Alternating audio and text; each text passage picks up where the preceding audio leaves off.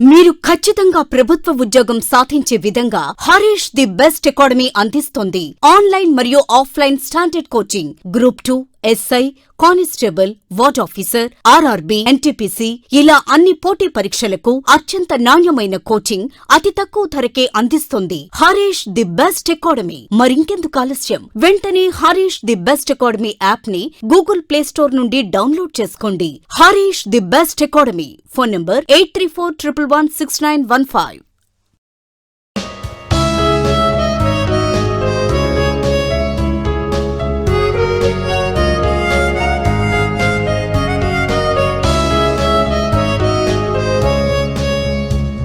Hi friends, welcome to Harish academy. ఈరోజు వార్తల్లో నిలిచిన జాతీయ, అంతర్జాతీయ, రాష్ట్రీయ అంశాల గురించి, వార్తల్లో నిలిచిన వ్యక్తులు, అవార్డులు, పుస్తకాలు, మరి క్రీడా సంబంధిత సమాచారం, ఒక్కొక్క అంశాన్ని వివరంగా తెలుసుకునే ముందు కొన్ని హెడ్లైన్ చూద్దాం. ఈరోజు పార్లమెంట్ శీతాకాల సమావేశాల రద్దుకి సంబంధించిన లేఖ ఒకటి వార్తలు నిలిచింది. ఏ కేంద్ర మంత్రి రాశారు? ఇప్పటి వరకు భారతదేశ చరిత్రలో ఏ సంవత్సరం పార్లమెంట్ సమావేశాలు రద్దు కాబడ్డాయో చూద్దాము. మరియు తరచూ వార్తలు నిలుస్తున్న ప్రముఖులు సోను సూద్ ఈరోజు మరొకసారి వార్తలు నిలిచారు. ఉపాధి కల్పన సంబంధిత కార్యక్రమాన్ని మన ముందుకు తీసుకురావడం జరిగింది. దాని యొక్క ప్రత్యేకతలు ఏంటి? మరియు ఫిక్కీ ఆధ్వర్యంలో ప్రారంభమైన సమావేశాలు ఈ సంవత్సరం ఇవ్వబడిన థీమ్ ఏంటి, వీటి యొక్క ఉద్దేశం ఏంటో చూద్దాము. మరియు తమిళనాడు ఈరోజు 2 అంశాలతో వార్తలు నిలిచింది. వరల్డ్స్ లార్జెస్ట్ ఈ స్కూటర్ ఫ్యాక్టరీ సంబంధిత అంశంతో వార్తలు నిలిచిన తమిళనాడు. మరి ఇటీవల తమిళనాడు రాష్ట్ర ప్రభుత్వం కుదుర్చుకున్న ఒప్పందాలేంటి, ఉద్దేశాలేంటి? మరియు బంగబంధు ఈరోజు వార్తలు నిలిచారు. బంగ్లాదేశ్ జాతిపిత, ఫాదర్ ఆఫ్ నేషన్. సో తన పేరిట యునెస్కో ప్రతిష్టాత్మకంగా రూపకల్పన చేసిన అంతర్జాతీయ పురస్కారం ఈరోజు వార్తలు నిలిచింది. దాని యొక్క ప్రత్యేకతలు ఏంటి, ఎవరికి ఇస్తారు? మరియు భారత మాజీ ఫుట్బాల్ దిగ్గజం మరణం ఈరోజు వార్తలు నిలిచింది. వీటితో పాటు మిస్లేనియస్ అంశాలన్నింటినీ కూడా ఒక్కొక్క టాపిక్ని ఇంటర్లింక్ చేసుకుంటూ నేర్చుకుందాం. సో ముందుగా ఈరోజు మన ఫస్ట్ టాపిక్ వచ్చేసి పార్లమెంట్ సమావేశాల నిర్వహణకి సంబంధించిన ప్రకటన ఒకటి ఈరోజు వార్తలు నిలిచింది. పార్లమెంట్ శీతాకాల సమావేశాల నిర్వహణకి సంబంధించిన ప్రకటన, ఒక లేఖ ఈరోజు వార్తలు నిలిచింది. జనరల్గా చూస్తే ప్రతి సంవత్సరం లాగా 2020 కూడా ఉన్నట్టుంటే, సో ఈ 2020 సంవత్సరం ఎర్లియర్ ఇయర్స్ లాగా ఉన్నట్టుంటే ఈ సమయం వరకల్లా పార్లమెంట్ సమావేశాలు జరుగుతూ ఉండేవి. సో జరుగుతూ ఉండేవి కాదు, ముగిసేవి కూడా. కానీ ప్రతి సంవత్సరం లాగా మనం 2020ని చూడట్లేదు. ఎందుకంటే భవిష్యత్తులో కూడా గుర్తుంచుకోండి, 2020 అనగానే మనకు టక్కున గుర్తుకొచ్చే పదం కరోనా. ప్రతిరోజు మనం జపించే పదం అయిపోయింది. కరోనా వ్యాక్సిన్ అంటున్నాం, కరోనా కేసులు అంటున్నాం, కరోనా ప్రభావం అంటున్నాం. అలా ప్రతిరోజు కరోనా కరోనా అని చెప్పేసి వార్తాపత్రికల్లోనూ, టీవీలోనూ, మన చర్చలోనూ రెగ్యులర్ ఒక వర్డ్ అయిపోయింది. సో ఇలాంటి కరోనా పరిస్థితుల కాలంలో ఈ సంవత్సరం జరగాల్సిన పార్లమెంట్ శీతాకాల సమావేశాల నిర్వహణ సందిగ్ధంలో పడింది అని చెప్పేసి ఆల్మోస్ట్ 20 days బ్యాక్ మనం ఒక అంశాన్ని చర్చించుకున్నాం. ఎగ్జాక్ట్లీ ఈ రోజు కేంద్ర పార్లమెంటరీ వ్యవహారాల శాఖ మంత్రి, కేంద్ర పార్లమెంటరీ వ్యవహారాల శాఖ మంత్రి ప్రస్తుతం ఎవరు? Prahlad Joshi, most important personality. So Prahlad Joshi పేరులోనే ఉంది, కేంద్ర పార్లమెంటరీ వ్యవహారాల శాఖ మంత్రి అంటున్నాను. సో పార్లమెంటరీ వ్యవహారాలకి సంబంధించిన అన్ని అంశాలు కూడా ఈ మంత్రిత్వ శాఖ పరిధిలోకి వస్తాయి. ఈరోజు ఒక లేఖ రూపంలో ఒక ప్రకటన చేయడం జరిగింది, ఒక సమాధానం ఇవ్వడం జరిగింది. సమాధానం అంటే ఎవరికి అంటే, ఇటీవల కాంగ్రెస్ పార్టీకి సంబంధించి సో ప్రతిపక్ష నాయకులు కొంతమంది కేంద్ర ప్రభుత్వానికి లేఖ రాశారు. ఆ లేఖలో పేర్కొన్న అంశాలు ఏంటంటే, ఈ సమయంలో పార్లమెంటు సమావేశాల నిర్వహణ అనేది ఎందుకు జాప్యం జరుగుతోంది, సో ప్రతి సంవత్సరం లాగా ఈ సంవత్సరం పార్లమెంటు శీతాకాల సమావేశాలను ఎందుకు నిర్వహించలేకపోతుంది కేంద్ర ప్రభుత్వం, సో ఎప్పుడు నిర్వహిస్తారు, ఆ తేదీలను మాకు తెలపండి అని చెప్పేసి ఒక లేఖ రాశారు కేంద్ర ప్రభుత్వానికి. కేంద్ర పార్లమెంటరీ వ్యవహారాల శాఖ మంత్రికి లేఖ రాశారు.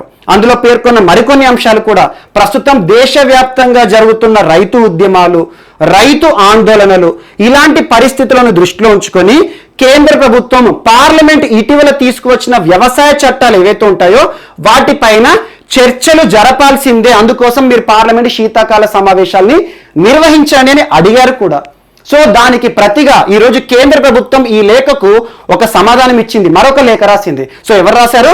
కేంద్ర పార్లమెంటరీ వ్యవహారాల శాఖ మంత్రి ప్రహ్లాద్ జోషి గారు ఈ రోజు ఒక లేఖను విడుదల చేశారు. కాంగ్రెస్ కి లేఖ రూపంలో సమాధానం ఇచ్చారు. అందులో చెప్తున్న అంశం ఏంటంటే, ఈ సంవత్సరం కోవిడ్-19 కేసెస్, కోవిడ్-19 వ్యాప్తి విపరీతంగా ఉంది కాబట్టి, పాజిటివ్ కేసెస్ మరింత పెరుగుతున్నాయి కాబట్టి, ఇలాంటి పరిస్థితుల్లో పార్లమెంట్ శీతాకాల సమావేశాల నిర్వహణ గనక మనం చేస్తే అది శ్రేయస్కరం కాదు, చాలా ప్రమాదం అని చెప్పేసి ఇక్కడ కొన్ని అంశాలను పేర్కొంటూ, సో ఈ సంవత్సరం జరగాల్సిన పార్లమెంట్ శీతాకాల సమావేశాల్ని రద్దు చేయబోతున్నాం అని చెప్పేసి ఒక ప్రకటన, ఒక లేఖ రూపంలో విడుదల చేశారు. సో ఆటోమేటిక్గా కేంద్ర ప్రభుత్వానికి సంబంధించిన మంత్రి, కేంద్ర పార్లమెంటరీ వ్యవహారాల శాఖ మంత్రి రిలీజ్ చేశారంటే ఆటోమేటిక్గా ఈ సంవత్సరం పార్లమెంట్ శీతాకాల సమావేశాలు రద్దయినాయి అన్నట్టు. సో మోస్ట్ ఇంపార్టెంట్ ఇందులో భాగంగా కొన్ని అంశాలు ఇక్కడ గుర్తుంచుకోండి, కొన్ని అనలిటికల్ ఆలోచించండి. ప్రస్తుతము పార్లమెంట్ అనగానే మనకు గుర్తుకు రావాల్సింది ఢిల్లీ. అండ్ ఇటీవల ఒక అంశాన్ని మనం తరచూ చర్చించుకున్నాం. సో పర్యావరణ సంబంధిత అంశాల విషయంలో తరచూ ఢిల్లీ వార్తలు నిలిచింది. అది కాకుండా ఇటీవల కరోనా సంబంధిత అంశాలు, కరోనా రిలేటెడ్గా చాలా కార్యక్రమాలను, అవగాహన కార్యక్రమాల్ని, సరఫరా కార్యక్రమాల్ని ఢిల్లీ ప్రభుత్వం చాలా తీసుకొచ్చింది. సో ఢిల్లీ ముఖ్యమంత్రి ఇటీవల అరవింద్ కేజ్రీవాల్ గారు కేంద్ర ప్రభుత్వానికి, కేంద్ర హోంశాఖకు ఒక లేఖ రాశారు. సో ప్రస్తుతం కోవిడ్-19 పాజిటివ్ కేసెస్ అనేవి విపరీతంగా పెరుగుతున్నాయి. సో దీనిని నియంత్రణలోకి తీసుకురావడానికి, సో కోవిడ్-19 విషయంలో సంరక్షణ చర్యల్లో భాగంగా లాక్డౌన్ ని ప్రకటించడానికి మాకు అధికారాలు ఇవ్వండి అని చెప్పేసి కేంద్ర హోంశాఖకు లేఖ రాశారు. సో మరొకసారి లాక్డౌన్ ప్రకటిస్తాము, ఢిల్లీలో ఉన్నారు. సో చెప్పిన కారణం ఏంటి? కోవిడ్-19 వ్యాప్తి ఎక్కువగా జరుగుతోంది, సెకండ్ వేవ్ ప్రారంభమైంది, అందులోనూ చలికాలంలో ఢిల్లీలో pollution, at the same time మరొకటి కరోనా. ఇలాంటి పరిస్థితుల్లో లాక్డౌన్ మరొకసారి విధించండి, లేకపోతే మేము విధిస్తామని చెప్పేసి ఒక లేఖ రాశారు. దానికి కేంద్ర ప్రభుత్వం ఆన్సర్ కూడా ఇచ్చింది. సో లాక్డౌన్ అనేది మరొకసారి ఇబ్బందికరంగా ఉంటుంది, ఆర్థిక వ్యవస్థను చూసినా ఏదైనా కూడా మీరు ఏదో రకంగా నియంత్రణలోకి తీసుకురావాలని చెప్పేసి కొన్ని గైడ్లైన్స్ కూడా ఇచ్చారు. సో ఇలాంటి పరిస్థితుల్లో కరోనా ప్రభావం అనేది not only in our country, మన దేశంలోనే కాదు ప్రపంచవ్యాప్తంగా కూడా ఎంతటి దారుణమైన ప్రభావం చూస్తుంది. ఏ రంగాలు ఎలా స్తంభించిపోయాయని చెప్పేసి తరచూ మనం చూస్తున్నాం. సో ఇలాంటి పరిస్థితుల్లో సెకండ్ వేవ్ పరిస్థితులు, కొన్ని దేశాల్లో థర్డ్ వేవ్ కూడా వచ్చింది. ఇలాంటి పరిస్థితుల్లో ఢిల్లీలో ఉన్న పార్లమెంట్లో సమావేశాల నిర్వహణ అనేది ఎంత మాత్రం శ్రేయస్కరం కాదని చెప్పేసి కేంద్ర ప్రభుత్వం భావిస్తుంది. ఈ లేఖలో చెప్పడం జరిగింది. మరొక చిన్న లాజిక్ ఇక్కడ అర్థం చేసుకోండి. ప్రస్తుతం పార్లమెంట్, మన భారతదేశంలో పార్లమెంట్ బైకామరలిజంలో ఉంది. అంటే బైకామరలిజం అంటే ఏంటి? ద్విసభా విధానం, రెండు సభలు ఉంటాయి, ఒకటి రాజ్యసభ, ఒకటి లోక్సభ. సో రెండు సభలు కలుపుకుంటే మొత్తం ఎంత? 790. కానీ ప్రస్తుతం ఆంగ్లో ఇండియన్స్ విషయంలో కానివ్వండి కొన్ని ఖాళీలు ఉన్నాయి. ఎగ్జాంపుల్, కొంతమంది ఎంపీలు కూడా ఖాళీ అయిపోయిన స్థానాలు. ఎగ్జాంపుల్, మన ఆంధ్రప్రదేశ్ సంబంధించి తిరుపతి ఎంపీ బల్లి దుర్గా ప్రసాద్ గారు కానివ్వండి. సో అలా రాజ్యసభకి సంబంధించి ఇటీవల మనకు సురేష్ అంగడి గారు మరణించారని, కొంతమంది రాజ్యసభ సభ్యులు మరణించారు కోవిడ్-19 కారణంగా అని చెప్పాను. సో అలా ప్రస్తుతం కొన్ని ఖాళీలు తీసేగా ఆల్మోస్ట్ 780 నుండి 785 మెంబర్స్ టోటల్గా, అంటే ఏంటి? Parliament, Rajya Sabha, Lok Sabha. So parliament ద్విసభ విధానంలో ఉంది కాబట్టి రాజ్యసభ సభ్యులను, లోక్సభ సభ్యులను మొత్తం తీసుకుంటే టోటల్ పార్లమెంట్ సభ్యులు ప్రస్తుతం అరౌండ్ 780 మెంబర్స్ ఉన్నారు. అండ్ ఇంకొక అంశం, కరోనా అనగానే ప్రతి వ్యక్తి పైన సమాన ప్రభావాన్ని చూపించట్లేదు. మనకు చూడండి, కొంతమందికి కరోనా వచ్చిందని చనిపోతున్నారు, కొంతమందికి కరోనా వచ్చినా కూడా వచ్చిందా లేదా అన్నట్టుగానే ఉంటున్నారు. సో ప్రభావం అనేది ఒక్కొక్క పర్సన్ పైన ఒక్కొక్క రకంగా ఉంటుంది. అందులో అందరిపైన ఎక్కువగా చూపించేది ఏంటంటే 60 ఇయర్స్ అండ్ ఎబోవ్, 60 సంవత్సరాల పైబడిన వారిపైన కరోనా చాలా దారుణమైన ప్రభావాన్ని చూపిస్తోంది. చాలా మంది చనిపోయే వాళ్ళు ఈ ఏజ్ గ్రూప్లోనే ఉంటున్నారు. సో ఇక్కడ అర్థం చేసుకోవాల్సింది ఏంటంటే పార్లమెంట్లో 780 మెంబర్స్ ఉన్నారు ప్రస్తుతం. ఎగ్జాంపుల్, అందులో ఆల్మోస్ట్ 200 మెంబర్స్ 65 ఇయర్స్ కంటే ఎక్కువ ఉన్న వాళ్ళే, అంటే 65 సంవత్సరాలు పైబడిన వారు ఆల్మోస్ట్ 200 మెంబర్స్. సో చూడండి, ఇటువంటి వారిని పరిస్థితులను దృష్టిలో ఉంచుకొని ఒకవేళ పార్లమెంట్ సమావేశాలు నిర్వహించడం అనుకోండి, అంత శ్రేయస్కరం కాదు. సో ఈ సభ్యులు ఎవరైతే ఉంటారో వీరు కూడా ప్రమాదపు అంచనా ఉంటారని చెప్పేసి చాలా అంశాలను కేంద్ర ప్రభుత్వం కూడా ప్రస్తావిస్తూ జాప్యం చేస్తూ వస్తుంది. సో అలా ఈ సంవత్సరం జరగాల్సిన పార్లమెంట్ సమావేశాలు చాలా కారణాలతో రద్దు కావడం జరిగినాయి. సో ఇక్కడ కొన్ని పాయింట్స్ని యాడ్ చేసుకోండి, పోటీ పరీక్షలో ఖచ్చితంగా అడుగుతారు. అదేంటంటే ఇప్పటి వరకు పార్లమెంట్ సమావేశాలు, శీతాకాల సమావేశాలు ఏ సంవత్సరాల్లో రద్దయినాయి అంటారు. ఒకటి 1975, సెకండ్ 1979, నెక్స్ట్ 1984. ఇప్పటి వరకు చరిత్రలో 3 సార్లు.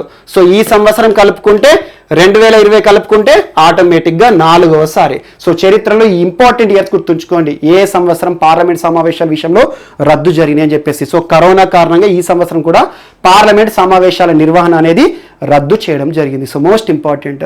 అండ్ ఇక్కడ కొన్ని అంశాలను గుర్తుంచుకోండి. అదేంటంటే ఆర్టికల్ 85 ఆధారంగా భారత రాష్ట్రపతికి ఇవ్వబడిన అధికారం సూచిస్తుంది. మన రాజ్యాంగంలో ఆర్టికల్ 85 ఏం చెప్తుంది అంటే it is the power of president. So భారత రాష్ట్రపతి యొక్క అధికారము పార్లమెంట్ సమావేశాల విషయంలో సమన్లను జారీ చేసే అధికారం. సమన్లు అంటే ఏంటి? ఏ తేదీల్లో ఏ సమయాల్లో పార్లమెంట్ సమావేశాలను నిర్వహించాలనేది రాష్ట్రపతి యొక్క అధికారం. సో రాష్ట్రపతి ఎలా చేస్తారో కామన్ గా కేంద్ర ప్రభుత్వం ఏదైతే ఉంటుందో కేంద్ర ప్రభుత్వం ఏ తేదీలో నిర్వహించాలనుకుంటుందో ఆ తేదీలను రాష్ట్రపతికి సబ్మిట్ చేస్తారు. రాష్ట్రపతి తనకున్న అధికారం ద్వారా తన యాక్సెంట్ ఇస్తారు, ఆటోమేటిక్గా తన అప్రూవల్ ఇస్తారు. సో ఈ రకంగా article 85 it is the power of president to summon parliamentary sessions. అంటే పార్లమెంటరీ సమావేశాల విషయంలో అధికారాలు ఎవరికి ఉంటాయంటే నిర్వహణ విషయంలో సమన్లు జారీ చేసే అధికారం ఆర్టికల్ 85 రాష్ట్రపతికి ఉంటుంది. అండ్ ఇక్కడ ఇంకొక లాజిక్, ఈ సంవత్సరం మనకి శీతాకాల సమావేశాలు రద్దయినాయి కదా, ఇంకొక నిబంధనలు కూడా ఫాలో అవ్వాలి కేంద్ర ప్రభుత్వం ఖచ్చితంగా.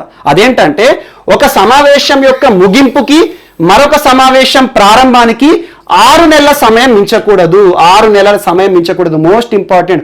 ఒక సమావేశం ముగింపు అంటున్నాను. ఈ సంవత్సరం శీతాకాల సమావేశాలు రద్దయినాయి, కానీ లాస్ట్ మనకి మాన్సూన్ సెషన్ జరిగినాయి కదా, అవి సెప్టెంబర్లో ముగిసినాయి. ఎగ్జాంపుల్ సెప్టెంబర్ 30వ తేదీ నాడు చివరి సమావేశాల ముగింపు తేదీ అనుకోండి. సో ముగింపు ఈ రోజున ముగిసినాయి అనుకోండి, అర్ధాంతరంగా ముగిసిపోయినాయి, కేసెస్ ఎక్కువ వస్తున్నాయి అని చెప్పేసి. సో అది కూడా వివాదం అయిపోయింది అనుకోండి. సో అలా ఎగ్జాంపుల్ సెప్టెంబర్ 30 చివరి సమావేశాల ముగింపు తేదీ అనుకోండి. సో నెక్స్ట్ సమావేశాలు ఈ నెలలో జరగాలి, కాకపోతే జరగట్లేదు. సో ఇక్కడ కండిషన్ ఏంటంటే ఈ సమావేశాల ముగింపు తేదీకి నెక్స్ట్ జరగాల్సిన సమావేశాల ప్రారంభ తేదీకి మధ్యలో గ్యాప్ 6 నెలలకు మించకూడదు. Most important. సో అలా సమావేశానికి ముగింపు తేదీకి ప్రారంభ తేదీకి మధ్యలో 6 నెలల సమయం మించకూడదు. అందుకోసమే మన భారతదేశంలో చూడండి 6 నెలలు కూడా ఆగరు. మనకి ఏమవుతుంది, ప్రతి సంవత్సరం పార్లమెంట్ సమావేశాలు 3 సార్లు జరుగుతాయి. ఒకటి సంవత్సరం ఆరంభంలో బడ్జెట్ సెషన్స్ అంటాము, ఫిబ్రవరిలో జరుగుతాయి. నెక్స్ట్ వర్షాకాలం మాన్సూన్ సెషన్స్ అంటాము, జూలై ఆగస్టులో జరుగుతాయి. నెక్స్ట్ వింటర్ సెషన్ శీతాకాల సమావేశాలు అంటాము, ఆల్మోస్ట్ నవంబర్లో జరుగుతాయి. సో అలా 3 సమావేశాలు జరుగుతాయి. ఏ రకంగా చూసుకున్నా కూడా ఒక సమావేశం ముగింపుకి మరొక సమావేశం ప్రారంభానికి 6 నెలలు దాటకూడదు. అది కూడా ఆర్టికల్ 85లో రాజ్యాంగంలో పేర్కొనబడిన నిబంధన. ఎందుకంటే చట్టసభలలో ప్రభుత్వం సమాధానం చెప్పాలి. ప్రభుత్వం చేస్తున్న చట్టాల విషయంలో కానివ్వండి, ప్రభుత్వం పనితీరు విషయంలో ప్రతిపక్షాలు అడిగే ప్రశ్నలకు ఖచ్చితంగా సమాధానం చెప్పాలి. ప్రతిపక్షాలు ప్రజల తరపున ప్రశ్నలు అడుగుతారు. సో ఇవన్నీ చాలా ఉంటాయి. సో ఈ రోజు కొన్ని అంశాలు గుర్తుంచుకోండి. సో ఇయర్స్ ఇప్పటివరకు చరిత్రలో ఏ ఇయర్స్ లో పార్లమెంట్ సమావేశాల రద్దు సంబంధిత అంశం వార్తలు నిలిచింది. ఆర్టికల్ 85 ఎవరి అధికారం? పార్లమెంట్ సమావేశాల నిర్వహణ. సో పార్లమెంటరీ వ్యవహారాల శాఖ మంత్రి ప్రస్తుతం ప్రహ్లాద్ జోషి గారు. అండ్ ప్రస్తుతం పార్లమెంట్ లో ఆల్మోస్ట్ 200 మంది సభ్యుల కంటే ఎక్కువ 65 సంవత్సరాలు పైబడిన వారే ఉన్నారు. అందులో కొంతమంది 80 సంవత్సరాలు పైబడిన వారు కూడా ఉన్నారు. సో ఇలాంటి సమావేశాలు నిర్వహిస్తే వారికి ఎంత మాత్రం మంచిదిగా అని చెప్పేసి కేంద్ర ప్రభుత్వం ఒక లేఖ రూపంలో ఒక ప్రకటన ఇచ్చింది. ప్రకటన కూడా కాదు, కాంగ్రెస్ కి ఇచ్చిన సమాధానం ఒక లేఖ రూపంలో వచ్చింది కాబట్టి కేంద్ర ప్రభుత్వం చెప్పింది కాబట్టి అధికారికంగా ఉంటుంది. అండ్ పార్లమెంట్ రాష్ట్రపతికి ఎందుకు అధికారం ఉంటుంది అంటే పార్లమెంట్ అనగా చాలా మంది లోక్సభ రాజ్యసభ అని మాత్రమే అనుకుంటారు. కానీ పార్లమెంట్ అంటే 3 గుర్తుకు రావాలి, రాష్ట్రపతితో కూడుకున్న లోక్సభ మరియు రాజ్యసభ. సో రాష్ట్రపతి యొక్క అధికారం ఇది ఒకటి గుర్తుంచుకోండి. ఈ సంవత్సరం జరగాల్సిన పార్లమెంట్ శీతాకాల సమావేశాల రద్దు మోస్ట్ ఇంపార్టెంట్. ఎందుకంటే ఆ ఇయర్స్ కూడా గుర్తుంచుకోండి, లింక్ చేసుకోండి. అండ్ నెక్స్ట్ ఈరోజు వార్తలు నిలిచిన సెకండ్ టాపిక్ సోనూ సూద్కి సంబంధించి most important personality Sonu Sood ఇటీవల తరచూ వార్తలు నిలుస్తున్నాడు. జస్ట్ ఒక 3 days బ్యాక్ ఒక అంశం చెప్పాను. ఈస్టర్న్ ఐ అనే సంస్థ ఆసియాలోనే పవర్ఫుల్ పీపుల్ ఎవరైతే ఉంటారో ప్రభావవంతమైన శక్తివంతమైన జాబితాను విడుదల చేసింది. టాప్ 50 ఏషియన్స్, అందులో టాప్ ఫస్ట్ ప్లేస్ ను పొందాడని చెప్పాను. అంతకుముందు తను రాసిన ఒక పుస్తకం ఐఆమ్ నో మెస్సయ్యా అని ఒక పుస్తకాన్ని రిలీజ్ చేశాడని చెప్పాను. తను ఒక యాప్ ని కూడా తీసుకొచ్చాడు, ప్రవాసీ రోజ్గర్. మోస్ట్ ఇంపార్టెంట్, ఇవన్నీ గుర్తుంచుకోండి. సో వలస కార్మికులు ఎవరైతే ఉన్నారో స్వస్థలాలకు చేరుకున్నారు కదా, వారికి ఉపాధి అవకాశాలు కల్పించడానికి ఒక యాప్ ని కూడా రూపకల్పన చేశాడు సోనూ సూద్, ప్రవాసీ రోజ్గర్. మరి ఇటీవల UNDP కూడా ప్రపంచవ్యాప్తంగా తనకు ఒక గుర్తింపునిచ్చింది. సో ఇలా తరచూ సామాజిక కార్యక్రమాలు ఈ కరోనా పరిస్థితుల కాలంలో చాలా వరకు గుర్తింపు పొందాడు. సినిమాల రూపంలో ఏదైతే గుర్తింపు పొందాడో అంతకు మించి ఈ కరోనా పరిస్థితుల కాలంలో సామాజిక సేవ, వలస కార్మికులను స్వస్థలాలకు చేర్చడానికి తను చేసిన కృషి కానివ్వండి, విదేశాల్లో చిక్కుకుపోయిన వలస కార్మికులను మన దేశానికి తీసుకురావడానికి తను చేసిన ప్రయత్నాలు కానివ్వండి. సో తనకు ఖచ్చితంగా చూడండి ఫ్యూచర్లో కేంద్ర ప్రభుత్వం కూడా ఒక మంచి పురస్కారాన్ని కూడా ఇస్తుంది. అది పద్మ పురస్కారమైనా ఏ పురస్కారమో చూడాలి. ఎందుకంటే ప్రతిసారి సామాజిక కార్యక్రమంతో వార్తలు నిలుస్తున్నారు. ఈ రోజు సోనూ సూద్ మరొక అంశంతో వార్తలు నిలిచారు. అదేంటంటే ఒక కార్యక్రమాన్ని తీసుకొచ్చారు. ఖుద్ కమావో ఘర్ చలావో, ఖుద్ కమావో ఘర్ చలావో.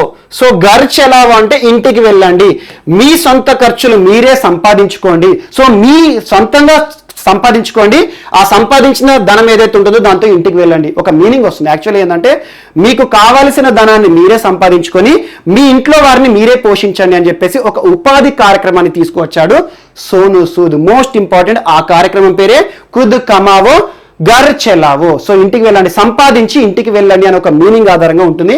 ఎందుకంటే ఇది హిందీలోనే లాంచ్ చేశారు కాబట్టి హిందీలోనే పేరు గుర్తుంచుకోండి, తెలుగులో ఎప్పుడు కూడా ట్రాన్స్లేట్ చేయకండి.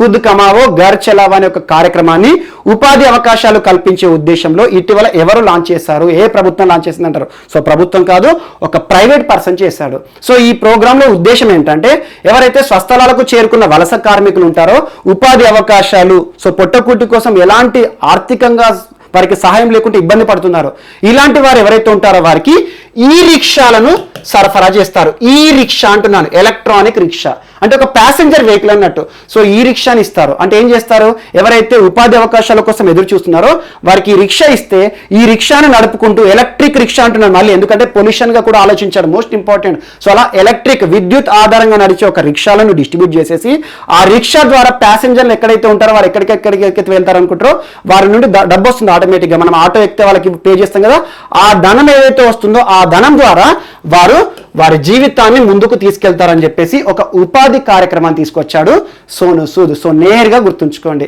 ఇటీవల వార్తలు నిలిచిన ఖుద్ కమావో ఘర్ చలావో అనే ఒక కార్యక్రమాన్ని, ఉపాధి కార్యక్రమాన్ని ఎవరు తీసుకొచ్చారు, ఏ వ్యక్తి అంటే సోనూ సూద్. ఇందులో భాగంగా ఉపాధి అవకాశాలు కల్పించుకోవడానికి ఎవరైతే ఉపాధి అవకాశాల కోసం చూస్తున్నారో పేదవారు ఎవరైతే ఉంటారో వారికి ఈ రిక్షాని ఇస్తారు. ఆ ఈ రిక్షాని నడుపుకుంటూ వారికి కావలసిన ధనాన్ని వారు సంపాదించుకొని వారి ఫ్యామిలీని పోషిస్తారు. సో ఇది ఉద్దేశం. ఇందుకోసం తాను ఒక సంస్థతో ఒప్పందం చేసుకున్నారు, శ్యామ్ స్టీల్ ఇండియా సంస్థతో కూడా ఒప్పందం చేసుకున్నారు. సో వారు వీరికి కావాల్సిన ఆర్థిక పరమైన అవసరాలు కానివ్వండి, వెహికల్స్ కానివ్వండి ఫండింగ్ చేస్తారు. సో అదంతా అవసరం లేదు. కాకపోతే సోనూ సూద్ అనగానే ఖుద్ కమావో ఘర్ చలావో అనే ఒక కార్యక్రమం గుర్తుంచుకోండి. ఉపాధి అవకాశాలు కల్పించడానికి ఈ రిక్షాలను సరఫరా చేస్తారు, ఈ రిక్షాలను ఒక్కొక్క వ్యక్తికి ఇస్తారు. సో ఇదొకటి ఇంపార్టెంట్. అండ్ నెక్స్ట్ ఈరోజు మరొక ఉపాధి అవకాశాలతో వార్తలు నిలిచిన రాష్ట్రము Tamil Nadu. So most important state Tamil Nadu అనగానే తయారీ రంగం పైన ఆధారపడి ఉన్న రాష్ట్రం, మ్యానుఫ్యాక్చరింగ్ స్టేట్ ఇన్ ఇండియా. అందుకే జిఎస్టీ చట్టం ఏదైతే ఉంటుందో, జిఎస్టీ బిల్లు పార్లమెంట్లో చర్చ జరుగుతున్నప్పుడు తమిళనాడు ఎట్టి పరిస్థితుల్లోనూ మద్దతు ఇవ్వమని చెప్పింది, వాకౌట్ కూడా చేసింది. మద్దతు ఇవ్వలేదు. ఏ రాష్ట్రం మద్దతు ఇవ్వలేదు అంటే తమిళనాడు. ఎందుకంటే మ్యానుఫ్యాక్చరింగ్ స్టేట్కి నష్టం జరుగుతుందని చాలా ఉంటాయి ఎకానమీలో. సో అలా తమిళనాడు రాష్ట్ర ముఖ్యమంత్రి ఎడప్పాడి పళనిస్వామి, సో పళనిస్వామి గారు ఈరోజు తమిళనాడులో 18 ఒప్పందాలు కుదుర్చుకుంది ప్రభుత్వం, రాష్ట్ర ప్రభుత్వం 18 ఒప్పందాలు కుదుర్చుకుంది. 24 ప్రాజెక్టులు చేపట్టబోతున్నారు రాష్ట్రంలో. 18 ఒప్పందాలు ఒక్కొక్క సంస్థతో చేసుకుంది, ఆ సంస్థలన్నీ అవసరం లేదు. సో ఈ ఒప్పందాల యొక్క సారాంశం, ఉద్దేశం ఏంటంటే రాష్ట్రంలో దాదాపు 54,000 మంది యువతకు ఉపాధి అవకాశాలు కల్పించే విధంగా ఒక్కొక్క ప్రైవేట్ సంస్థతో ప్రభుత్వం కుదుర్చుకున్న ఒప్పందాలు. ఇందులో అన్నిటికంటే మోస్ట్ ఇంపార్టెంట్ ఓలా సంస్థతో కుదిరిన ఒప్పందం. Most important Ola. So Ola cabs అంటాం కదా, ఓలా సంస్థతో తమిళనాడు దాదాపు 2,400 కోట్ల రూపాయల ఒప్పందాన్ని కుదుర్చుకుంది. అందులో భాగంగా ఓలా సంస్థ ఏం చేస్తుందంటే తమిళనాడులో ఒక ఫ్యాక్టరీని ఏర్పాటు చేస్తుంది. ఆ ఫ్యాక్టరీస్ ఏంటంటే ఒక స్కూటర్ల తయారీ కంపెనీ, సో ఎలక్ట్రిక్ వెహికల్స్ అవన్నీ కూడా. సో అలా ఒక స్కూటర్ల తయారీ కంపెనీని ఏర్పాటు చేయబోతోంది ఓలా సంస్థ. సో అడుగుతారు నేరుగా, ఏమంటుందంటే ప్రపంచంలోనే అతిపెద్ద స్కూటర్ల తయారీ కర్మాగారం ఏ రాష్ట్రంలో ఇటీవల ఏ ఒప్పందం ద్వారా అమల్లోకి వచ్చింది అంటే తమిళనాడు రాష్ట్రానికి సంబంధించి ఓలా సంస్థకి మరియు తమిళనాడు ప్రభుత్వంకి మధ్యలో కుదిరిన ఒప్పందము. సో ఓలా సంస్థ ఏం చేస్తుందంటే 2,400 కోట్ల విలువైన ఒక ఫ్యాక్టరీని ఏర్పాటు చేస్తుంది, స్కూటర్ల తయారీ కంపెనీ. సో ఆ కంపెనీ ప్రపంచంలోనే అతిపెద్ద కంపెనీగా ఏర్పాటు కాబోతుంది. సో ఇది ఒకటి గుర్తుంచుకోండి. ఇటీవల ఓలా కంపెనీ ప్రపంచంలోనే అతిపెద్ద స్కూటర్ల కంపెనీని ఏ రాష్ట్రంలో పెట్టబోతోంది, స్కూటర్ల ఫ్యాక్టరీని ఏ రాష్ట్రంలో నిర్మించబోతుంది అంటారు. సో తమిళనాడు రాష్ట్రానికి సంబంధించిన అంశము.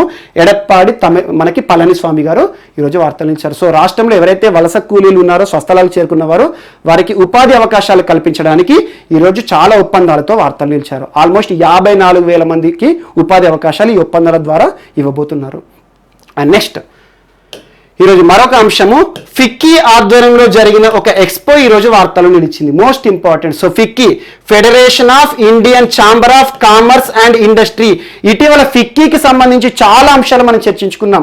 ఫిక్కీ నూతన అధ్యక్షులు ఉదయ్ శంకర్ అని చెప్పాను. సో ఉదయ్ శంకర్ గారు కూడా ఈ రోజే తన బాధ్యతలను స్వీకరించారు. అంతకుముందు సంగీతారెడ్డి గారు ఉండే. సో వార్తల వ్యక్తులు అని చెప్పేసి ఆల్మోస్ట్ 10 days బ్యాక్ చెప్పాను. ఉదయ్ శంకర్ ప్రస్తుతం డిస్నీ ఇండియా సంస్థకి అధ్యక్షులుగా ఉన్నారు. ఇకపైన ఫిక్కీకి నూతన అధ్యక్షులుగా రాబోతున్నారు. ఈ రోజే బాధ్యతలు చేపట్టారు. సో నిన్న ఫిక్కీ ఆధ్వర్యంలో ఒక సమావేశాల ముగింపు కార్యక్రమం చోటు చేసుకుంది. ముగింపు అంటే సో డిసెంబర్ 11 నుండి 14 తేదీ 3 రోజుల పాటు ఫిక్కీ ఆధ్వర్యంలో ఒక వర్చువల్ సమావేశం జరిగింది. సో ఫిక్కీ పేరులోనే ఉంది federation of Indian chamber of commerce and industry. So పరిశ్రమ ఎవరైతే ఉంటారో, పరిశ్రమకు సంబంధించి భారీ పరిశ్రమలు భారతదేశంలో ఎవరైతే ఉంటారో పారిశ్రామికవేత్తలందరూ కూడా పార్టిసిపేట్ చేసిన ఒక సమావేశము. సో దీనికి ఇవ్వబడిన థీమ్ ఏంటంటే ఇన్స్పైర్డ్ ఇండియా. Inspired India. ఇటీవల తరచూ ఏదో ఒక సమావేశం వార్తలో నిలుస్తోంది. మనకు టై గ్లోబల్ సదస్సు అని చెప్పేసి, ఇటీవల వర్చువల్ ఇండియా మొబైల్ కాంగ్రెస్ అని చెప్పాను. సో అలా ఏవైతే సమావేశాలు వార్తలు నిలుస్తాయో దానికంటూ ఒక థీమ్ ఉంటుంది. ఖచ్చితంగా చూడండి. ఇటీవల తరచూ ఏ సమావేశం చెప్పినా కూడా థీమ్ చెప్తున్నాను. సో ఈరోజు ప్రధానమంత్రి గారి ఆధ్వర్యంలో, ప్రధానమంత్రి గారు ప్రారంభించిన, నరేంద్ర మోడీ గారు ప్రారంభించిన ఫిక్కీ ఆధ్వర్యంలో జరిగిన ఒక వర్చువల్ సదస్సు. ఆ పేరేంటి అంటారు, యాన్యువల్ ఎక్స్పో 2020. డిసెంబర్ 11కి ప్రారంభమైంది, నిన్నటికి ముగిసింది. కాకపోతే ఈ ఎక్స్పో అనేది ఏదైతే ఉంటుందో పరిశ్రమలకు సంబంధించి సంవత్సరం పొడవునా కూడా కొనసాగుతుందని చెప్పేసి ప్రధానమంత్రి ఒక ప్రకటన కూడా చేశారు. సో ఇటీవల జరిగిన ఫిక్కీ ఆధ్వర్యంలో జరిగిన యాన్యువల్ ఎక్స్పో 2020కి ఇవ్వబడిన థీమ్ ఏంటి అంటారు, ఇన్స్పైర్డ్ ఇండియా. మోస్ట్ ఇంపార్టెంట్, గుర్తుంచుకోండి. ఇన్స్పైర్డ్ ఇండియా ఎవరి కోసం ఉద్దేశించబడిందంటే పేరులోనే ఉంది federation of Indian chamber of commerce and industry. So భారతదేశంలో పారిశ్రామికవేత్తలు కానివ్వండి, ప్రపంచంలో ప్రముఖ పారిశ్రామికవేత్తలు ఎవరైతే ఉంటారో ఈ సమావేశంలో పార్టిసిపేట్ చేశారు. ఏ రకంగా పెట్టుబడులు చేయాలి, ఏ రకంగా పారిశ్రామిక రంగాన్ని అభివృద్ధి చేయాలని చెప్పేసి ఈ సమావేశాల్లో ఒక్కొక్కరు ప్రస్తావించడం జరిగింది. సో అలా ఫిక్కీ ఆధ్వర్యంలో జరిగిన సమావేశం నిన్నటితో ముగిసింది. సో ఈ ఫిక్కీ ఆధ్వర్యంలో జరిగిన సమావేశాన్ని ఎవరు ప్రారంభించారంటే భారత ప్రధాని నరేంద్ర మోడీ గారు. డిసెంబర్ 11 ప్రారంభమైంది, 14 నిన్నటితో క్లోజ్ అయిపోయింది. సో మోస్ట్ ఇంపార్టెంట్, గుర్తుంచుకోండి. థీమ్ ఒకటి గుర్తుంచుకోండి. సో అదేంటి, మనకి ఇన్స్పైర్డ్ ఇండియా. సో ఫిక్కీకి నూతన అధ్యక్షులు ఎవరు అంటారు. సో ఈ రోజే పదవి బాధ్యతలు తీసుకున్నారు ఉదయ్ శంకర్ గారు. ఇప్పటి వరకు ఎవరు అంటే సంగీతారెడ్డి గారు. సో మోస్ట్ ఇంపార్టెంట్, ఎందుకంటే లాస్ట్ వీక్ ఒక అంశాన్ని చెప్పాను మీకు. కేంద్ర క్రీడలు మరియు యువజన వ్యవహారాల శాఖ మంత్రి కిరణ్ రిజిజు గారు ఇటీవల ఫిక్కీ ఆధ్వర్యంలో జరిగిన ఒక సమావేశంలో ఎవరైతే క్రీడలకు వీడ్కోలు పలికిన క్రీడాకారులు ఉంటారు కదా, అంటే రిటైర్మెంట్ ప్రకటించిన క్రీడాకారులు ఉంటారు కదా, వారికి ఉపాధి అవకాశాలు కల్పించడానికి వారి యొక్క నైపుణ్యాన్ని, అనుభవాన్ని భావితరాలకు, అంటే ఇప్పుడు యువతకు అప్పగించాలి, యువతకి వారి యొక్క అనుభవాన్ని ఇవ్వాలనే ఉద్దేశంతో క్రీడలకు వీడ్కోలు పలికిన క్రీడాకారులు ఎవరైతే ఉంటారో వారి ఆధ్వర్యంలో ఒక 1000 ఖేలో ఇండియా సెంటర్ని ఏర్పాటు చేస్తుందని చెప్పాను. సో అప్పుడు కూడా మీకు ఫిక్కీ అని ఒకటి చెప్పాను. So FICCI most important. ఈరోజు ఫిక్కీ 2 అంశాలతో వార్త నిలిచింది. ఫిక్కీకి నూతన అధ్యక్షులు ఉదయ్ శంకర్ గారు, మరియు ఫిక్కీ ఆధ్వర్యంలో జరిగిన ఒక సమావేశం. ఈ సమావేశానికి సంబంధించి థీమ్ ఏంటి అంటారు, అది ఒకటే గుర్తుంచుకోండి. అండ్ నెక్స్ట్ ఈరోజు మరొక ఒప్పందం ఒకటి వార్తలో నిలిచింది ఇండస్ట్రీకి సంబంధించి. అదేంటంటే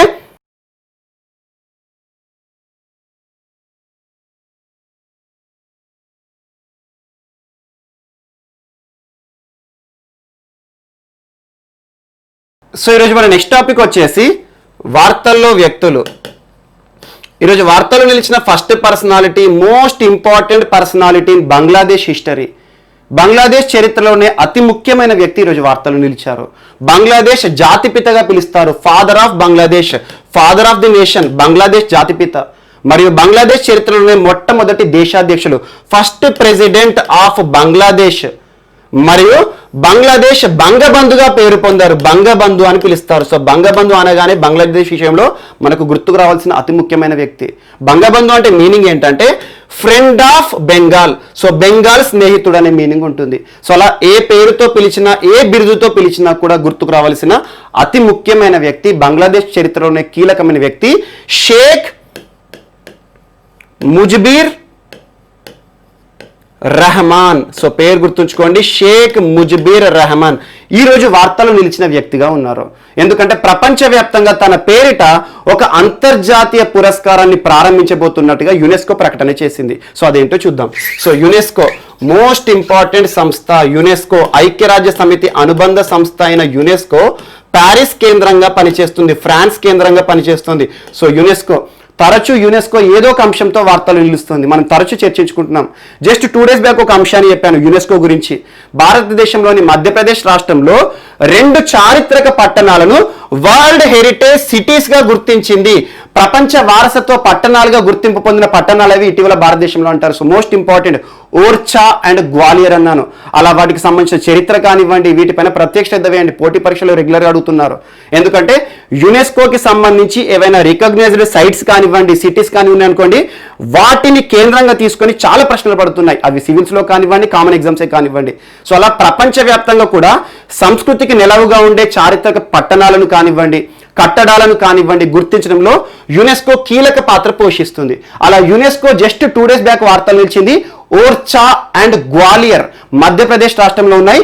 ఈ చారిత్రక పట్టణాలను వరల్డ్ హెరిటేజ్ సిటీస్ గా గుర్తింపు పొందడం జరిగింది అని చెప్పాను. సో అలా యునెస్కో గురించి ఖచ్చితంగా చూడండి. ఈరోజు యునెస్కో ఒక చారిత్రక వ్యక్తి, యాక్చువల్గా బంగ్లాదేశ్ చరిత్రలోనే అతి ముఖ్యమైన వ్యక్తికి అంతర్జాతీయ స్థాయిలో ఒక గుర్తింపునిచ్చే అంశంతో వార్తలు నిలిచింది. సో తన పేరిట ఒక అంతర్జాతీయ పురస్కారాన్ని ప్రారంభిస్తున్నామని ప్రకటన చేసింది. ఇటీవల 210th ఎగ్జిక్యూటివ్ బాడీ మీటింగ్ జరిగింది. యునెస్కో ఆధ్వర్యంలో ఒక సమావేశం జరిగింది. యాక్చువల్గా 210th అనేది గుర్తుంచుకోకండి.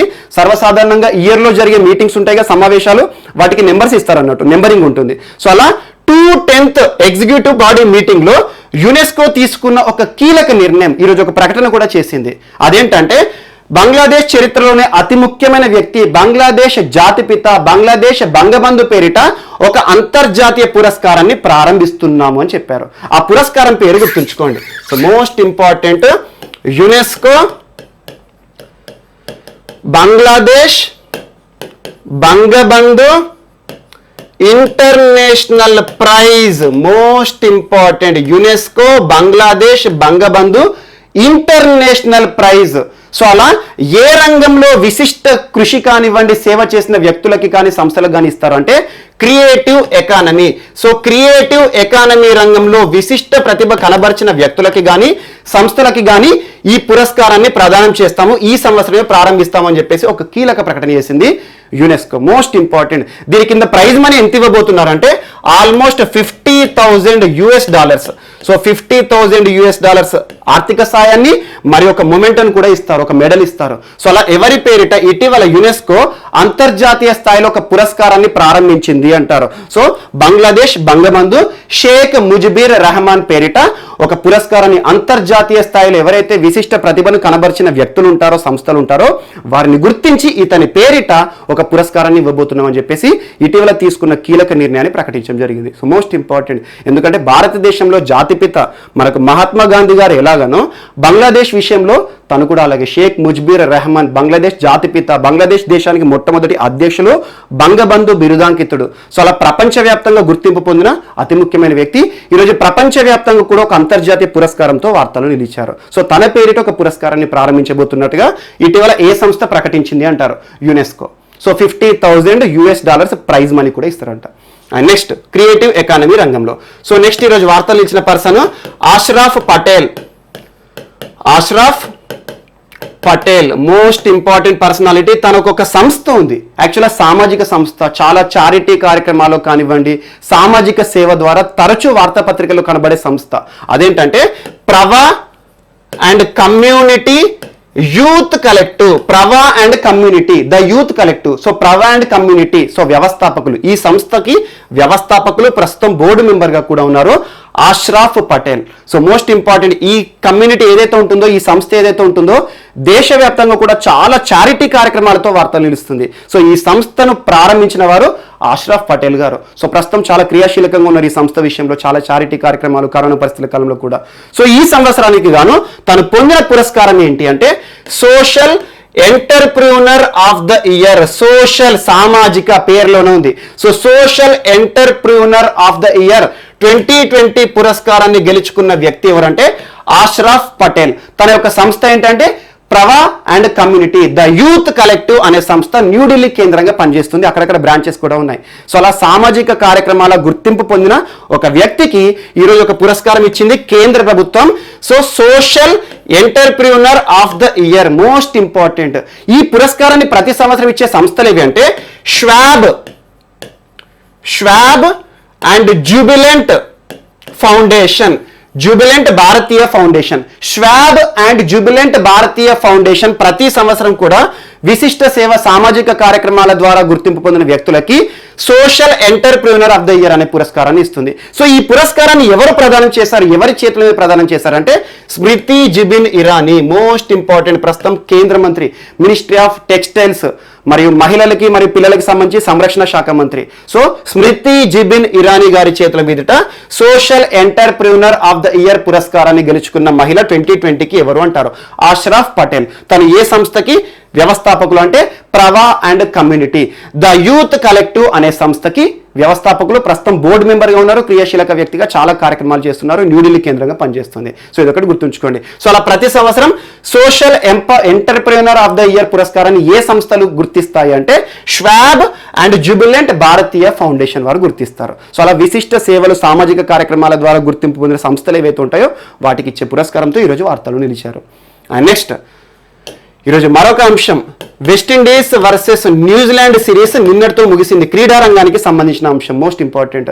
సో అలా వెస్టిండీస్ వర్సెస్ న్యూజిలాండ్, ప్రస్తుతం వెస్టిండీస్ న్యూజిలాండ్ పర్యటన చేస్తుంది. సో న్యూజిలాండ్లో పర్యటిస్తుంది, ఒక్కొక్క దేశాన్ని పర్యటించి అక్కడ సిరీస్లు ఆడతారు కదా. సో ప్రస్తుతం న్యూజిలాండ్లో వెస్టిండీస్ పర్యటనలో ఉంది. అందులో 2 మ్యాచ్ల test series, so 2 test series ఏదైతే ఉంటుందో 2 మ్యాచ్ల టెస్ట్ సిరీస్ నిన్నటితో పూర్తయింది. అంటే 2 మ్యాచ్ల టెస్ట్ సిరీస్ అంటే ఏంటంటే ఒక సిరీస్లో 2 మ్యాచ్లు ఉంటాయి అన్నట్టు. అందులో 2కు 2 వెస్టిండీసే గెలుచుకుంది. సో నిన్న ముగిసిన 2వ టెస్ట్ మ్యాచ్లో న్యూజిలాండ్ 12 పరుగుల తేడాతో వెస్టిండీస్ని ఓడించింది. సో అలా 2-0తో న్యూజిలాండ్ వైట్ వాష్ చేసింది వెస్టిండీస్ని, క్లీన్ స్వీప్ చేసింది. క్లీన్ స్వీప్ అంటే ఏంటంటే అపోజిషన్ ఒక్క మ్యాచ్ కూడా గెలవకుండా మొత్తం ఆ సిరీస్లో ఉండే మ్యాచ్లన్నింటినీ ఏదైనా ఒక జట్టు గెలిచింది అనుకోండి, దాన్ని క్లీన్ స్వీప్ అని లేదంటే వైట్ వాష్ అని అంటాము. సో న్యూజిలాండ్ క్లీన్ స్వీప్ చేసింది సిరీస్ని, వెస్టిండీస్తో జరిగిన 2 మ్యాచ్ల టెస్ట్ సిరీస్ని. సో మోస్ట్ ఇంపార్టెంట్, ఇందులో మ్యాన్ ఆఫ్ ది మ్యాచ్ నిన్న జరిగిన సెకండ్ టెస్ట్లో మ్యాన్ ఆఫ్ ది మ్యాచ్ ఎవరు అంటే henry Nicholls. Man of the series ఎవరు అంటారు? కెనీ జామిసన్. సో జామిసన్ అని గుర్తుంచుకోండి, జామిసన్. సో అలా మ్యాన్ ఆఫ్ ది సిరీస్ అంటే ఏంటంటే సిరీస్ మొత్తం కూడా నిలకడైన ప్రదర్శన చేసినందుకు ఇస్తారు. సో అలా జేమిసన్ అనే వ్యక్తికి మ్యాన్ ఆఫ్ ది సిరీస్ ఇచ్చారు. సో నిన్న సెకండ్ మ్యాచ్ ఏదైతే ఉంటుందో మ్యాన్ ఆఫ్ ది మ్యాచ్ పురస్కారం మాత్రం హెన్రీ నికోల్స్కి ఇవ్వడం జరిగింది. సో అలా 2 మ్యాచ్ల టెస్ట్ సిరీస్ ఏదైతే ఉంటుందో ఆ టెస్ట్ సిరీస్ని న్యూజిలాండ్ వైట్ వాష్ చేసింది against West Indies. So most important, నేరుగా బిట్టు గుర్తుంచుకోండి, ఎందుకంటే క్రీడా రంగానికి సంబంధించి ఏదో ఒక బిట్ అడుగుతారు. అండ్ నెక్స్ట్ ఈరోజు వార్తలు నిలిచిన పర్సన్. సో ఈరోజు వార్తలు నిలిచిన నెక్స్ట్ పర్సనాలిటీ భారత మాజీ ఫుట్బాల్ క్రీడాకారుడు, సో ఫుట్బాల్ దిగ్గజ ఆటగాడు ఈరోజు మరణిస్తూ వార్తలు నిలిచారు. తన పేరు గుర్తుంచుకోండి, నేరుగా ఒక ప్రశ్న అడుగుతారు ఎగ్జామ్లో. ధర్మలింగం ఎతిరాజ్. ఇటీవల మరణించిన ధర్మలింగం ఎతిరాజ్ గారు ఏ రంగంలో తనకంటూ ప్రత్యేక గుర్తింపు పొందాడు అంటారు? సో క్రీడా రంగానికి సంబంధించిన వ్యక్తి, సో క్రీడల్లో ఫుట్బాల్ క్రీడకి సంబంధించిన వ్యక్తి. సో ఫుట్బాల్ మాజీ క్రీడాకారుడు, మాజీ దిగ్గజం కూడా. దేశం తరపున చాలా మ్యాచెస్లో ఆడాడు, తనకంటూ ప్రత్యేక గుర్తింపు తెచ్చుకున్న ఒక కీలక ఆటగాడు ఈరోజు మరణిస్తూ వార్తలు నిలిచారు. యాక్చువల్గా తను ఆడిన బెస్ట్ టోర్నీ ఏదంటే 1962 Asian games. So Asian games అంటే ఏంటి? ఆసియా దేశాల మధ్యలో జరిగే టోర్నమెంట్స్ అన్నట్టు. సో అలా 1962 ఏషియన్ గేమ్స్ వేదిక జకర్తా, ఇండోనేషియా వేదిక జకర్తా వేదికగా జరిగిన ఏషియన్ టోర్నీ ఏదైతే ఉంటుందో ఏషియన్ గేమ్స్ లో ఫుట్బాల్ టోర్నీ భారత్ గెలుచుకోవడంలో కీలక పాత్ర పోషించిన ఆటగాడు. సో అలా గోల్డ్ మెడల్ సాధించింది అందులో భారత్. సో గోల్డ్ మెడల్, స్వర్ణ పతకం సాధించడంలో భారత్ ఫుట్బాల్లో విజేతగా నిలిచి స్వర్ణ పతకం సాధించడంలో కీలక పాత్ర పోషించిన ఆటగాడు. అప్పుడు కెప్టెన్ ఎవరు అంటారు? సో చునీ గోస్వామి. ఎందుకంటే ఫుట్బాల్ క్రీడ విషయంలో మన భారతదేశంలో చాలా వరకు ఆధారం తక్కువ, పర్ఫార్మెన్స్ కూడా తక్కువనే ఉంటుంది. అలాంటి ఫుట్బాల్ ఏషియా టోర్నీలో గెలవడం అంటే మామూలు విషయం కాదు. ఒక చారిత్రాత్మక విజయాన్ని భారత్కి తీసుకురావడంలో, భారత్ పొందడంలో కీలక పాత్ర పోషించిన ఒక ఫుట్బాల్ దిగ్గజం ధర్మలింగం ఎతిరాజ్ గారు ఈరోజు కర్ణాటక రాష్ట్రం బెంగళూరులోని తన స్వగృహంలో తుదిశ్వాస విడిచి వార్తలు నిలిచారు. నేరుగా గుర్తుంచుకోండి, తను సాధించిన బెస్ట్ పర్ఫార్మెన్స్ ఏదంటే 1962 ఏషియా గేమ్స్ ఏదైతే ఉంటుందో అందులో ఫుట్బాల్ టోర్నీలో భారత్ స్వర్ణ పతకం సాధించడంలో కీలక పాత్ర పోషించిన ఆటగాడు మాజీ ఫుట్బాల్ దిగ్గజం ధర్మలింగం ఎతిరాజ్ ఈరోజు మరణిస్తూ వార్తలు నిలిచారు. అండ్ నెక్స్ట్ ఈరోజు మరొక వ్యక్తి యష్ వర్ధన్. సో నేరుగా గుర్తుంచుకోండి, క్రీడా రంగానికి సంబంధించి కొంతమంది వార్తలు నిలిస్తే టు ద పాయింట్ చూడండి సరిపోతుంది. అదే ఒకవేళ ఎగ్జామ్లో అడిగే అవకాశం ఉంటే అది ఒకటే పాయింట్ అడుగుతారు. ఇటీవల వార్తలు నిలిచిన యశ్వర్ధన్ ఏ టోర్నీ గెలుచుకున్నాడు అంటారు. So international online shooting competition. So ఆన్లైన్లో జరిగిన షూటింగ్ కాంపిటీషన్స్ ఏవైతే ఉంటాయో అందులో విజేతగా నిలిచి ఈరోజు భారతీయుడు యశ్వర్ధన్ వార్తలు నిలిచారు. 10 మీటర్స్ రైఫిల్ విభాగంలో మనకి షూటింగ్ కి సంబంధించి డిఫరెంట్ లెన్స్ ఉంటాయి, 10 మీటర్స్ అని 20 మీటర్స్ అని చెప్పేసి. సో అలా 10 మీటర్స్ రైఫిల్ విభాగంలో ఇంటర్నేషనల్ ఆన్లైన్ షూటింగ్ కాంపిటీషన్స్ విజేత ఎవరు అంటే మన భారతీయుడైన యశ్వర్ధన్. టు ద పాయింట్ చూడండి సరిపోతుంది. అండ్ నెక్స్ట్ ఈరోజు మరొక వ్యక్తి అంకితా రైనా అల్ హబతూర్ టెన్నిస్ ఛాలెంజ్ ఇటీవల యుఏఈ వేదికగా జరిగింది. ఇంటర్నేషనల్ టెన్నిస్ ఫెడరేషన్ నిర్వహించే ఒక టోర్నీ. సో అలా అల్ హబతూర్ టెన్నిస్ ఛాలెంజ్ 2020 విజేతగా నిలిచిన భారతీయురాలు ఎవరంటారు. అండ్ ఇక్కడ ఇంకొక అంశాన్ని గుర్తుంచుకోండి, తను సింగిల్స్ విజేత కాదు, డబుల్స్ విజేత. సో తను ఒక జట్టుగా ఆడింది. సో తన టీమ్మేట్ ఎవరు ఇంకొకరు అంటే ఎకెతెరిన్ అని గుర్తుంచుకోండి. ఎకెతెరిన్ మరియు అంకితా రై ఇద్దరు కూడా డబుల్స్ గా పార్టిసిపేట్ చేస్తారు. సో ఆ టోర్నీ ఏదైతే ఉంటుందో అల్ హబతూర్ టెన్నిస్ ఛాలెంజ్ లో విజేతగా నిలిచిన డబుల్స్ జట్టులో మన భారతీయురాలు అంకితా రైనా. సో అంకితా రైనా ఇటీవల వార్తలు నిలిచారు. ఎందుకు అంటారు. సో అలా యుఏఈ వేదికగా ప్రతి సంవత్సరం జరుగుతుంది. సో అలా international tennis federation women's wing లో జరిగే మ్యాచెస్. సో ఈరోజు విజేతగా భారతీయురాలు నిలిచింది. సో తన సహ విజేత ఎవరు ఎకితెరిన్. సో జస్ట్ తన పేరు గుర్తుంచుకోండి, అంకితా రైనా అల్ హబతూర్ టెన్నిస్ ఛాలెంజ్ విజేత, డబుల్స్ ఇండియన్, అదొకటి గుర్తుంచుకోండి. అండ్ నెక్స్ట్ ఈరోజు మరొక వ్యక్తి కిమ్ కి డక్ ఈరోజు వార్తలు నిలిచారు. ప్రపంచవ్యాప్తంగా గుర్తింపు పొందిన ప్రముఖ దర్శకుడు. సో దర్శకత్వం, డైరెక్షన్ చాలా సినిమాలు తీశాడు. ప్రపంచవ్యాప్తంగా గుర్తింపు పొందడమే కాదు, చాలా అంతర్జాతీయ పురస్కారాలను కూడా గెలుచుకున్నాడు. సో పురస్కారాలు ఫిల్మ్ రంగంలో ఇచ్చే ప్రతిష్టాత్మక పురస్కారాలు ఉంటాయి కదా మనకు, వెనిస్ ఇంటర్నేషనల్ ఫిల్మ్ ఫెస్టివలే కానివ్వండి, టొరంటో ఇంటర్నేషనల్ ఫిల్మ్ ఫెస్టివల్ కానివ్వండి, ప్రతి అంతర్జాతీయ పురస్కారం సినిమా రంగానికి సంబంధించి ప్రతి సంవత్సరం ఏదో ఒక టోర్నీ అయితే గెలుచుకుంటాడు. సో అలా ఈ రోజు కిమ్ కి డక్ ప్రముఖ దర్శకుడు, ప్రపంచవ్యాప్తంగా గుర్తింపు పొందిన దర్శకులు ఈరోజు మరణిస్తూ వార్తలు నిలిచారు. సో తను దర్శకత్వం వహించిన పీటా అనే ఒక సినిమా, పీటా ప్రపంచవ్యాప్తంగా చాలా సినిమాల్లోకి డబ్బింగ్ కూడా జరిగింది. పీటా ఈ సినిమాకి గాను